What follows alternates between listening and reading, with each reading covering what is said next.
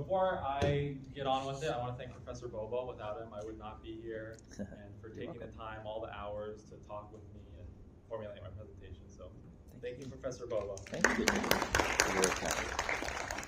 Earlier, we were talking about like different dialects and accents, and there's a greeting in Iraq. It's equivalent to like what's up here. We say shaku maku, which is derivative from the old Akkadian, and it really harkens back to the ancientness of Iraq. And what it directly translates to is, it doesn't translate to what's up. It translates to what exists and what does not exist. And I want you to think about that as we go throughout our presentation, because we're going to get to the Iraq War. And we're going to learn about how it was largely based on deception and manipulation. So George Lucas, the creator of Star Wars, he based his original trilogy on the Vietnam War. And well, let's just say the United States was not the good guys. He wanted to ask the question, did we, the United States, become the Nazis we tried so hard to defeat? And we're depicted as the evil empire. And the Viet Cong is depicted as the rebellion. Luke Skywalker, Chewbacca, Princess Leia. And this comes from the 2005 film festival. The Iraq War has just started. Things are going to shit, essentially. And a journalist comes up to him and asks what he thinks of the Iraq War. And in a very vague response, because he's George Lucas, and that's what he likes to do. He likes to tell his things through film, as many directors do. He says, my original trilogy was about how a democracy, and the prequels, turns itself into a dictatorship. So we're going to talk about Revenge of the Sith and Rogue One.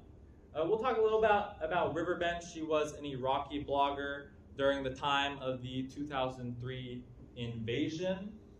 And she really, it's a very emotional read, and you get to see her inner psyche, and her readings were put into a book, and she really depicts how within a day Iraqi society completely changed to where she could not go outside without male bodyguards. So what was Iraq pre-1990? Well, for that we would have to go 10,000 years ago, but we're not going to do that. Iraq's history is very long, so we will go back to 1958. 1958, there is a communist revolution. Communists overthrow the Hashemite monarchy, which is a Jordanian-led monarchy, which ties to the British monarchy as well. Before that, the Iraqis in the Anglo-Iraqi War, they overthrew the British. So there's a communist revolution, and they start buttering up to the Soviet Union. And the United States does not like this. They do not like countries buttering up to the Soviets. This is the Cold War era. So what happens in 1963 is the United States, the CIA, facilitates a coup d'etat, and they install an anti-communist regime. This is the Ba'athist regime. And the anti-communist regime, they have death squads that were trained by the CIA. They execute 5,000 communists, and they round up 15,000 in the concentration camps, 2 of which were my grandparents.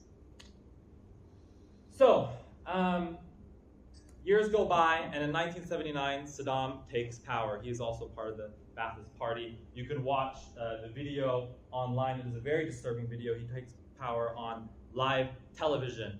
And during this time, Iraq is a very wealthy society. There's a large middle class, high rates of education, malnutrition virtually not seen.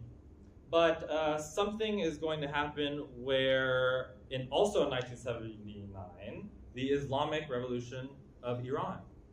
And Saddam is basically a CIA asset. They picked him up in the early 1960s when he was 21 years old and fled to Cairo after a failed assassination attempt on the communist leadership. And George H.W. Bush really liked Saddam. They're like, we like this guy, rural boy, tortured animals when he was a kid, the perfect little psychopath. So they're basically like, hey, Saddam, you need to prove yourself to us. Why don't you go invade Iran. So Saddam, 1980, invades Iran, and they're sort of over this control of a waterway, a water border to distribute oil. And Saddam gets chemical weapons, about 20,000 chemical weapons from Western nations. He gets it from Britain, he gets it from the United States. Much of these chemical weapons will be used as a justification to invade Iraq in 2003 by George Bush. Now, he thought the Iran-Iraq war was going to be a quick 6-day war. He was trying to emulate the 6-day war by the Israelis, and he completely failed. It turned out to be the longest conventional war in history. It was compared to World War I. Towards the end of it, 180,000 Iraqis were dead, and 530,000 Iranians were also dead with, a million injuries. And what's very interesting, and you can go online and look at this, Iraq accidentally bombs a U.S. naval vessel, kills 37 soldiers. And Ronald Reagan is the president of at the time, and he goes on television and he gives a whole speech about how those American soldiers were there to protect our oil supply. And they died not in vain, but in valor. So, 1988, the Iran-Iraq war ends, and George H.W. Bush is president, the guy who put Saddam in power, and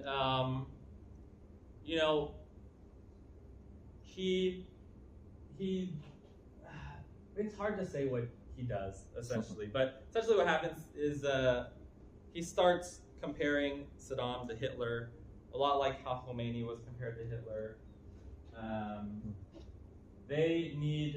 America needs a villain at this time. So the Gulf War happens, and it's not really a Gulf War. It's more of a slaughter, really. The United States goes in, they blackmail their UN allies. They say, hey, France, if you don't join us, we will sanction your wine, we'll sanction your water imports. They blackmail,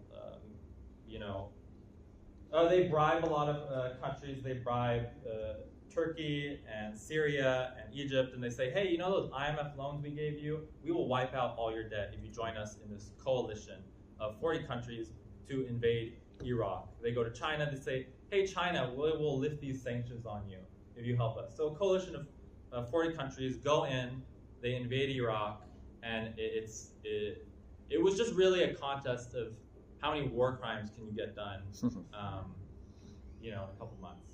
So they bomb water treatment facilities, they bomb flour mills, and one of the most famous bombings is they bomb a factory which makes baby food, and that was one of the most famous ones. And that's where you get the highway of death, where the United States, the Iraqi forces were retreating. There was also Iraqi diplomats and their families. They blocked the two to leave and just carpet bombed this entire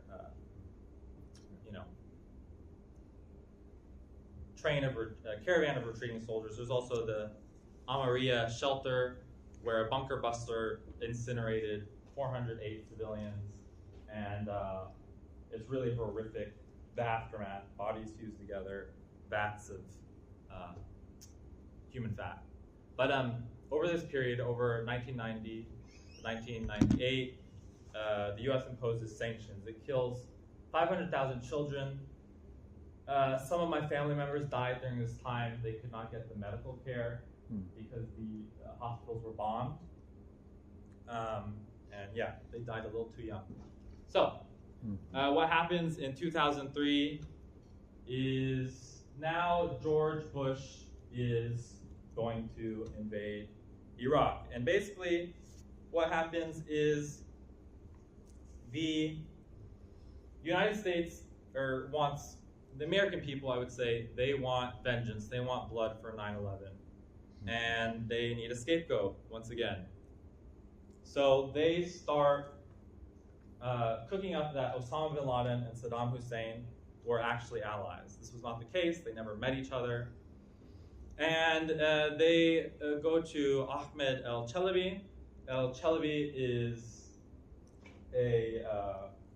comes from a wealthy Iraqi family, and he starts cooking up things for the CIA to invade.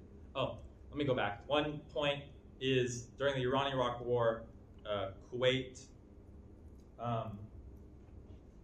Iraq was in $10 billion in debt to Kuwait, and that's one of the reasons why he invaded. There was also irredentism, where he saw it as sort of his own country. So that's why the invasion happened, and the United States counter-invaded or whatever.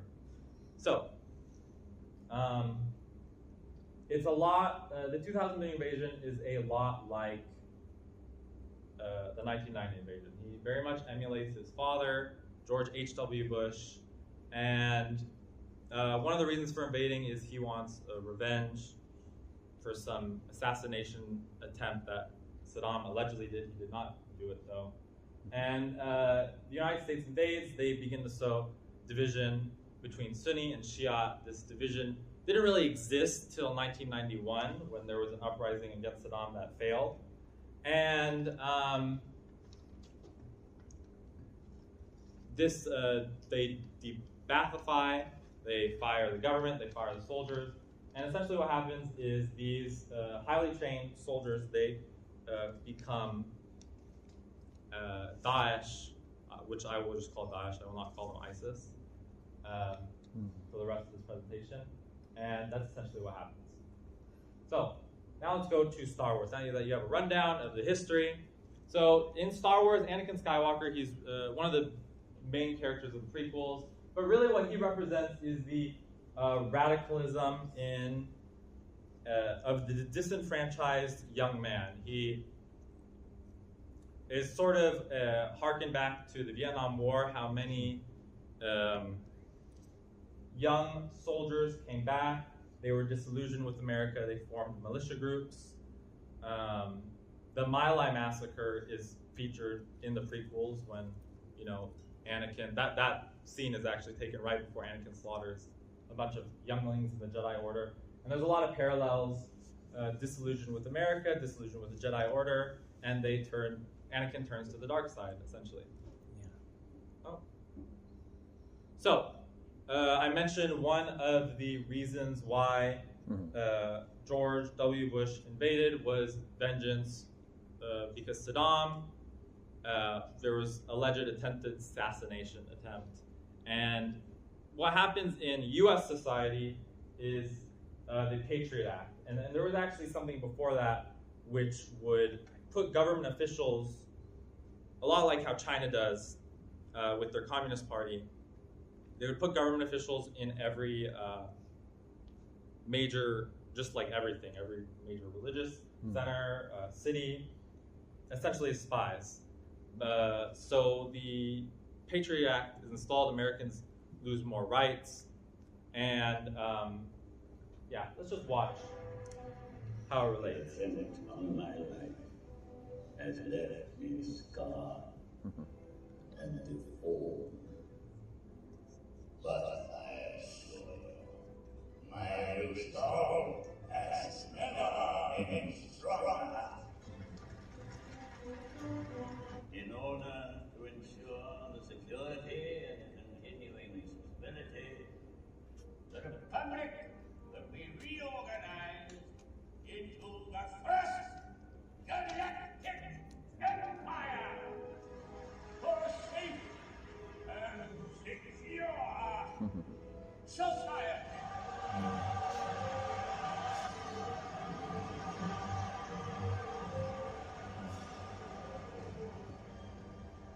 So this is how liberty dies. With thunderous applause. That's my favorite line in all of Star Wars. So this is how liberty dies in thunderous applause. And that's essentially what happens. The United States and their Patriot Act takes away a lot of American liberties. And we see a lot of parallels between Emperor Palpatine, George Bush, and there is given, there's a huge propaganda campaign of you're either Iraqi, American, much like in the Star Wars, you're either Jedi or Sith, and it's a false ultimatum of us and them. So let's see how that is formulated. I have brought peace, freedom, justice, and security to my new empire. Your new empire? Don't make me kill you. Anakin, my allegiance is to the Republic, to democracy! If you're not with me, then you're my enemy. Every nation, in every region, now has a decision to make. Either you are with us, or you are with the terrorists.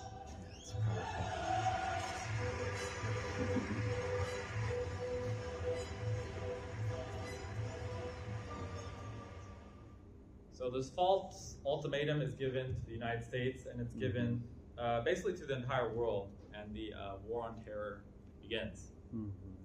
So rebellions are built on hope.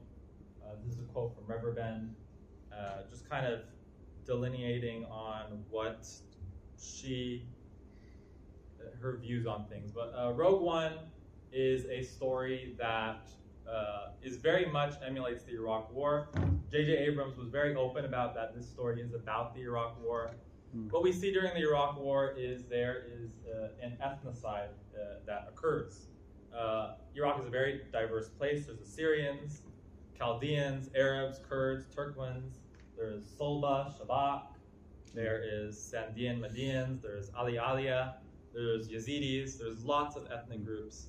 And over the course of the Iraq War, some of these ethnic groups, they go extinct. Ali Alia, Solba, we have no idea if these ethnic groups still exist. The Sambian Medians, they go from 50,000 people to 5,000, essentially. And they are, Sabians are pacifists, they're Baptists, essentially. And what we see in Iraq is there's a wanting to get the oil, the petroleum, to fuel the empire. The same thing happens in Jeddah and Rogue One. This taking of kyber crystals, of cultural artifacts, and in fact, in Rogue One, they just sort of nuke the place, essentially. Yeah. And there's also this sowing of division with the Sadrs, Muqtada al-Sadr, and Saw Gerrera, and we see these parallels here. And it really begs the question, what is terrorism? What is considered terrorism in our popular media? Because in a lot of ways, this resistance, this Iraqi insurgency to terrorism is something we sort of venerate in our society, in Dune, in the Hunger Games, as sort of this little guy trying to fight the big, bad empire. And so let's just see what George Lucas says about terrorism. And we need to ask ourselves the question, you know, does a terrorist have to have an AK-47 and a turban, or can they also have a suit and tie? And I think, is it time? We need to conclude with the presentation because there is the next activity, basically the closing, and we all need to move to the main room. And do you have like your email you could put? So if somebody would like the full presentation, they can ask for that. But yeah, if you want to close us, if you want to put that email up there, that would be great. He was not given a time. I mean, sorry. Could you just play this one? Something very interesting. It's almost done. Think about it. The good guys are the rebels. They're using asymmetric warfare against a highly organized empire. I think we call those guys terrorists today. We call them Mujahideen. We call them Al Qaeda. When I did, they were Vietcong. Exactly. So were you thinking of that at the time? Okay. Thank you.